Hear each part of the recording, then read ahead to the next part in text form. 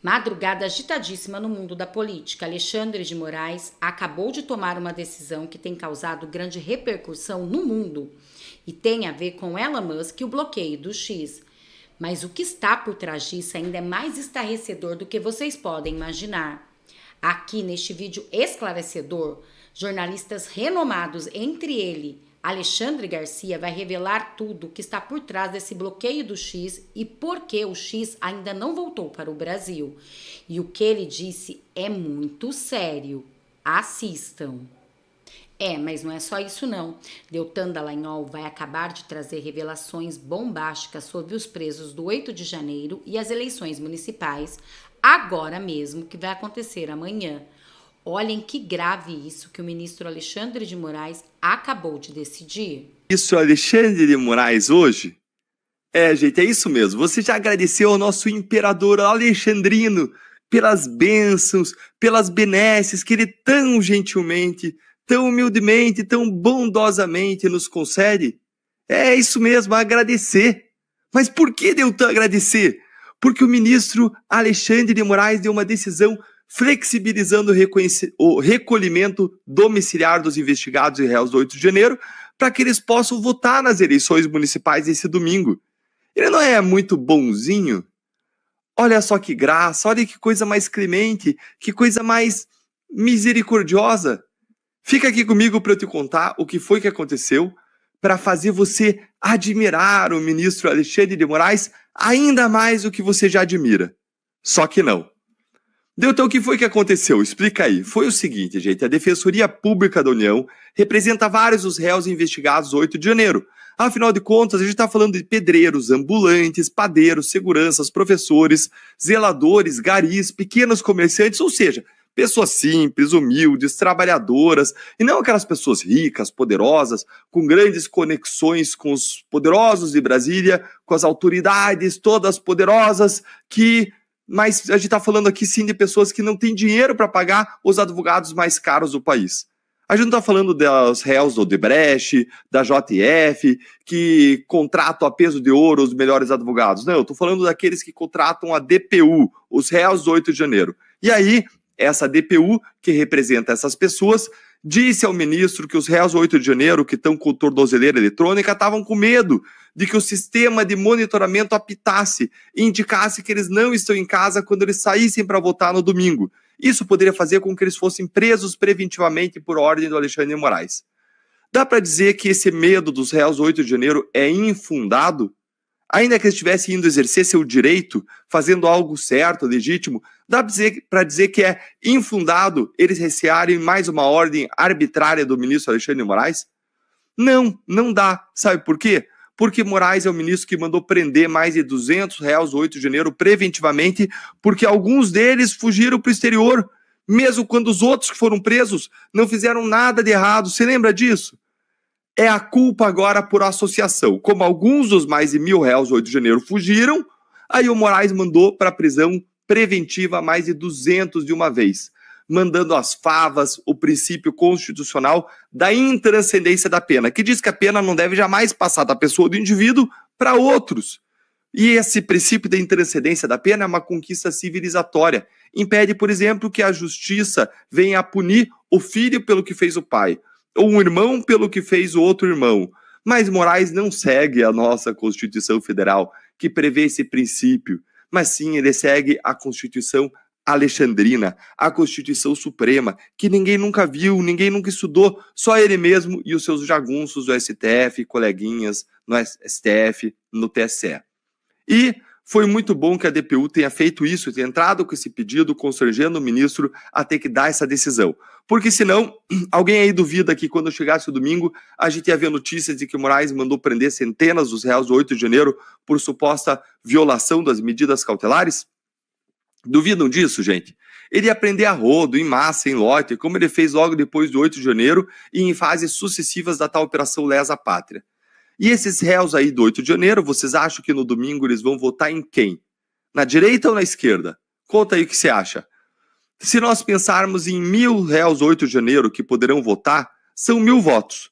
O que em cidades pequenas é suficiente para eleger 1 a 2 vereadores ou para fazer a diferença nas eleições para prefeito.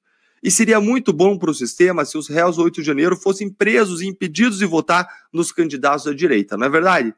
Mas eu quero trazer aqui um dado interessante para vocês. Vocês sabem quem no Brasil nunca teve colocado em questão, em dúvida, o seu direito de votar? Sabe quem? Os criminosos presos do sistema penitenciário brasileiro, presos provisórios. Quem aí lembra que em 2022, mais de 80% dos detentos votaram em quem? No Lula no primeiro turno. Isso foi mostrado por um levantamento do antagonista, talvez quando o Cláudio Dantas estava lá ainda. É isso aí, gente. O Lula, ele venceu o Bolsonaro com uma larga vantagem nos presídios. A cada 5 votos de presos, 4 votos foram em quem? Foram em Lula. Lula levou a melhor. E esses presos aí, que estão presos por roubo, por furto, por homicídio, tráfico de drogas, estupro, pedofilia, organização criminosa, latrocínio e outros crimes gravíssimos, sequer tiveram o seu direito a voto questionado. Não, para eles é tudo seguro, é claro, não tem risco.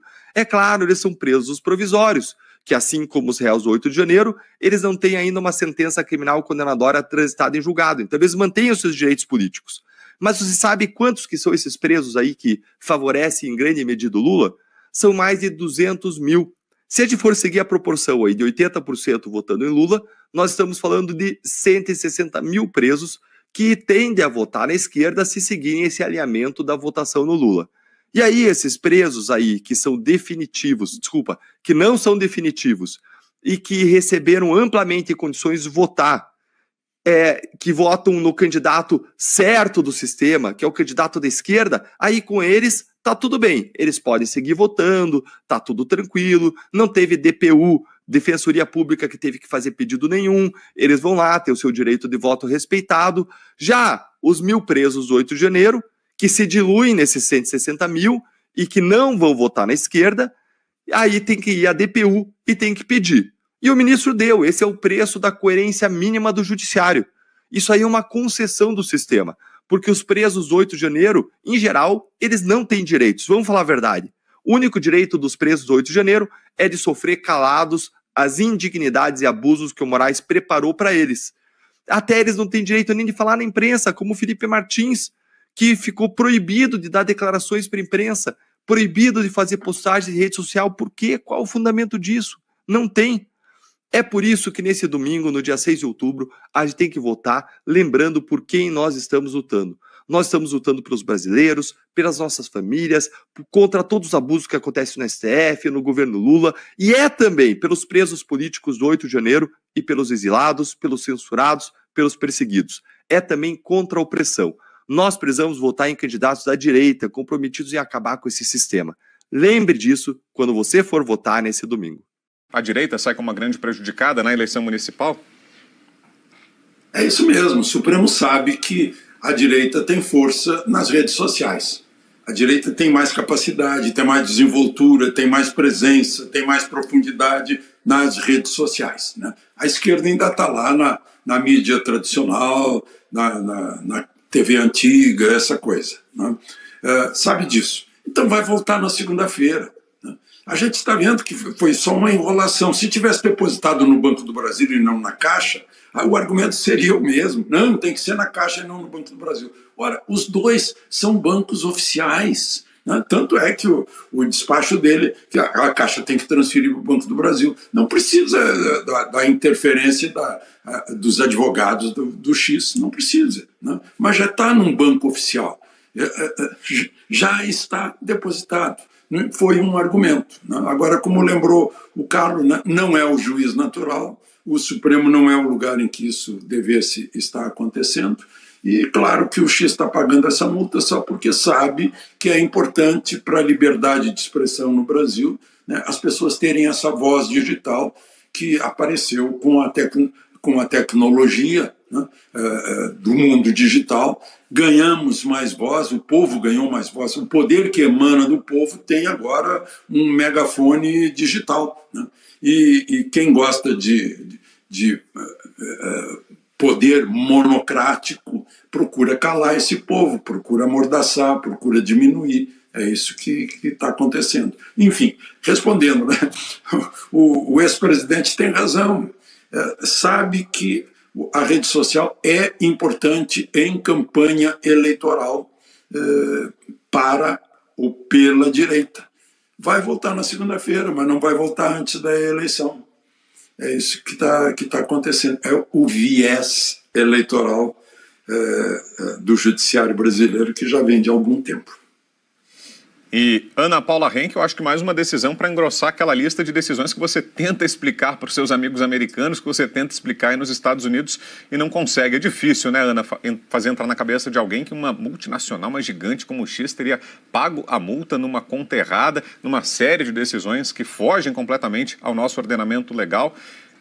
É a cereja do bolo, talvez, né, Ana? Brown, eu não sei o que é a cereja do bolo, né? Todo dia nós temos uma cereja em algum bolo novo. O problema é esse. A questão é isso que o Alexandre disse. A censura, a vontade de calar a direita é muito maior do que qualquer caminho jurídico legalmente aplicado, né? O Alexandre de Moraes, ele não está nem aí para o X, ele não está nem aí para a multa, ele não está nem aí para a Constituição. O que ele quer mesmo é continuar com as perseguições políticas dele, sejam elas a cidadãos comuns, né, que foram até Brasília se manifestar pacificamente, de alguma maneira entraram ali no meio daquela balbúrdia, assim, daquela confusão, e que os vândalos paguem pelo que fizeram. A gente sempre defendeu isso aqui, seja a perseguição essa escancarada também, né, que já chegou aqui também nos Estados Unidos contra Daniel Silveira, Felipe Martins. Então agora essa briga narcisista contra Elon Musk, como se Elon Musk estivesse muitíssimo preocupado com Alexandre de Moraes. Elon Musk, que agora na passagem aqui do furacão Helene, né, que devastou vários estados aqui dos Estados Unidos, Elon Musk, que está ali nos estados prestando todo o socorro, tudo que a Starlink pode fazer, abriu o sinal de maneira gratuita para vários estados, ou seja, é um homem extremamente engajado em situações humanitárias, tem mais o que fazer do que ficar aí pedindo esmola, né, atenção, porque a sensação que a gente tem é essa, que o Alexandre de Moraes ele tem uma necessidade de atenção o tempo todo. Agora, pagar a multa na conta errada, são quantas decisões erradas ou fatos errados ali que o Alexandre de Moraes colocou nos processos. Recentemente nós testemunhamos o Piotr Caute, talvez o Alexandre tenha visto isso também, vocês vão recordar que conversamos semana passada sobre isso, sobre o rapaz que tinha sido solto e aí ele disse à justiça que estava mudando para o Ceará, chegou lá no Ceará, foi preso de novo, tornozeleira, não tem tornozeleira, aí cancela a condenação, ou seja, eu sinceramente, Brown, eu acho que o Alexandre de Moraes nem sabe mais onde ele está. Ele já se perdeu tanto, ele já vilipendiou tanto a nossa Constituição, nossas leis, o ordenamento jurídico, que agora é só uma bola de neve. Por isso que a pressão em cima do Senado, 5 senadores, ela tem que continuar. Essa eleição municipal de domingo é importante, mas a gente não pode esquecer essa pressão em cima do Alexandre de Moraes, não, porque basta desse hospício jurídico ao qual o Brasil foi submetido. A gente já segue nesse debate sobre redes sociais, a justiça brasileira. Tivemos uma fala importante da presidente do Tribunal Superior Eleitoral, a ministra Carmen Lúcia, e a gente trata disso na volta do intervalo, que é bem rapidinho, tá, gente? Em 30 segundos. Olhem esta notícia. Vocês já ouviram aquela frase que diz: o feitiço volta para o feiticeiro? Pois bem, Luiz Inácio Lula da Silva, do PT, está provando do seu próprio veneno. Olhem que notícia, gente. Carro de equipe de segurança da presidência é roubado no colégio onde Lula vota. É isso mesmo. Na tarde dessa sexta-feira, dia 4, um veículo do Gabinete de Segurança Institucional GSI da Presidência da República foi roubado à mão armada em frente à Escola Estadual Dr. João Firmino Correia de Araújo, localização em São Bernardo do Campo, região metropolitana de São Paulo. O incidente ocorreu enquanto a equipe de segurança realizava uma checagem preparatória para uma possível visita do presidente Lula, que costuma votar no local. Vocês já imaginaram o próprio carro do presidente ser roubado? Ele que diz que ia melhorar a segurança no Brasil, que tudo ia melhorar. Aqueles que fizeram L com certeza agora estão arrependidos. Vocês viram como está a segurança no governo Lula? O próprio Lula sendo roubado, tendo seu carro roubado. O feitiço saiu contra o feiticeiro. E agora, gente, olha mais essa notícia do governo Lula. Ele que disse que era o governo do amor, o governo da inclusão, foi lá nos Estados Unidos falar para Bill Gates que tirou 24 milhões de pessoas da fome, mentindo daquela forma que ele sempre faz. Olhem essa notícia que acabou de sair na Revista Oeste. E tudo no governo Lula. Aumenta o número de mendigos sobre o governo Lula. É isso mesmo. A média mensal de novas famílias nas ruas saltou de 1,6 mil durante o governo Bolsonaro para 5,2 mil no governo de Lula. Gente, foi uma diferença gritante. E olha que na época de Bolsonaro teve a pandemia. E mesmo assim ele mostrou como que se governa um Brasil. No governo Lula, até mesmo seu carro foi roubado e agora aumentou de uma forma avassaladora a quantidade de mendigos, de pessoas em situação de rua. E olha que ele diz que a economia no Brasil dele, e olha que Lula frisa o tempo todo dizendo, mentindo como ele sempre faz, que aqui no Brasil, agora no seu governo, está muito melhor. Olhem essa matéria da Revista Oeste, que interessante, gente. Desde o começo do terceiro mandato do presidente Luiz Inácio Lula da Silva, houve aumento do número de famílias vivendo nas ruas do Brasil. Que coisa mais triste. Dados do Ministério do Desenvolvimento Social do combate à fome. A fome que ele falou que está acabando lá nos Estados Unidos. A Janja também, em todo lugar que vai, eles falam que acaba a fome no governo Lula. E como se prova isso agora? Eu queria saber se Lula vai responder a essa matéria, porque vocês já imaginaram tanto que aumentou a situação de pessoas na rua no governo Lula? Aqui diz, ó, o Ministério do Desenvolvimento Social e Combate à Fome mostram que esse número subiu de 194,3 mil para 291,4 mil. Aproximadamente 100 mil famílias a mais. 100 mil famílias é muita gente em situação de rua. No governo anterior, do ex-presidente Jair Bolsonaro, a média mensal de novas famílias na rua atingiu 1,6 mil. Sob Lula, a média mensal triplicou de 5,2 mil. Em dezembro de 2023, registrou o pior número com 10 mil novas famílias na lista de população de rua, seguido por setembro de 2023, com 8,8 mil em novembro de 2023, com 8,5 mil e em 2024, em abril, agora teve o pior número, com 7,3 mil novas famílias nas ruas. Felizmente, é isso que está acontecendo no governo Lula. Está cada vez mais piorando. Gente, só Deus para ter misericórdia do nosso Brasil, principalmente com o judiciário desta maneira do ministro Alexandre de Moraes, que com uma decisão monocrática, somente de um ministro, está mudando todo o Brasil, deixando de ser um Brasil democrático. A liberdade de expressão já está sendo cerceada faz tempo e ainda com bloqueio do X nos colocando nessa lista nefasta que somente tem em países de ditadura. E vocês, o que vocês acharam de todas essas declarações desse jornalista, desse roubo do carro de Lula, entre outras notícias que eu trouxe para vocês? Não deixem de opinar. Tanto vocês quanto a sua opinião é muito importante para mim. E eu também gostaria de saber de vocês, seguidores do nosso canal. Amanhã é as eleições municipais. Os olhos estão todos voltados para São Paulo. Todos querem saber se ele, Pablo Marçal, vai vencer em primeiro turno.